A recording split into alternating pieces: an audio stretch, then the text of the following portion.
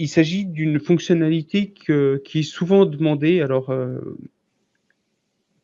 qui est en général associée au mode de révision de Word. Alors, moi, j'ai jamais réussi à m'en sortir des modèles, des systèmes de révision de Word. À la fin, c'est trop compliqué.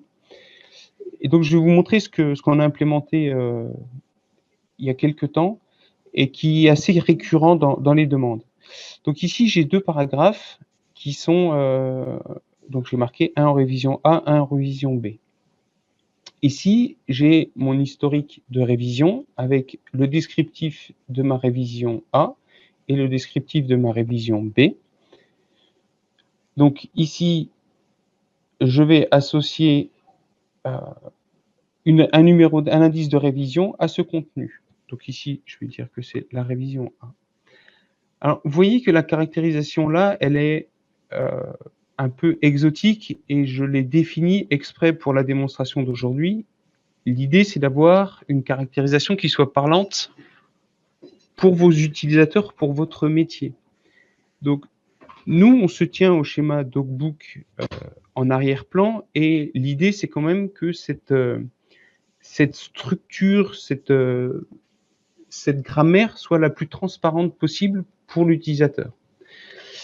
Et donc ça, pour ceux qui ne savent pas, donc les administrateurs peuvent personnaliser ce qu'on appelle la facette des attributs de façon à ce que l'utilisateur, le rédacteur technique, soit dans un environnement familier.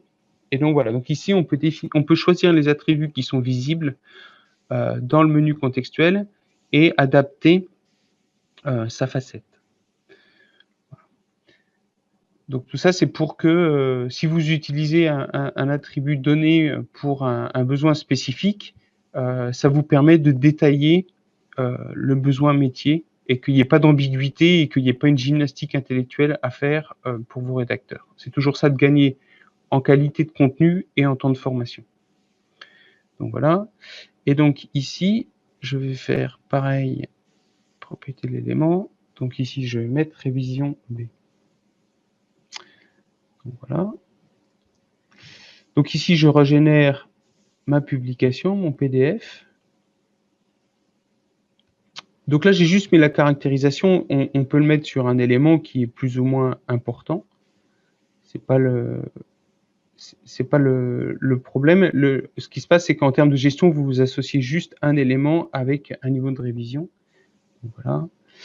Et donc, quand vous publiez, vous avez directement un petit logo dans la marge en face de l'élément. Alors, certains n'ont pas eu peut-être la chance de déplacer des petits triangles avec une lettre dans la marge de fichier Word, mais c'est passionnant, ça remplit des journées. Et donc là, c'est automatique. C'est beaucoup plus simple à modifier. Il n'y a pas de problème d'ancrage de logo sur une page avec un saut de page qui est au mauvais endroit, etc.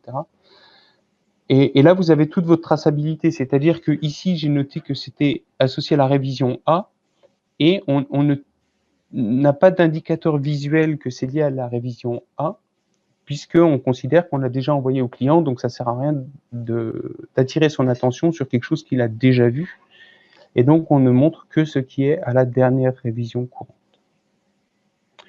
Donc ça fait partie des choses aussi qui sont particulièrement pénibles à faire, qui n'ont pas beaucoup de valeur ajoutée. La valeur ajoutée, elle est au niveau de la rédaction technique et de l'association du contenu avec un niveau de révision.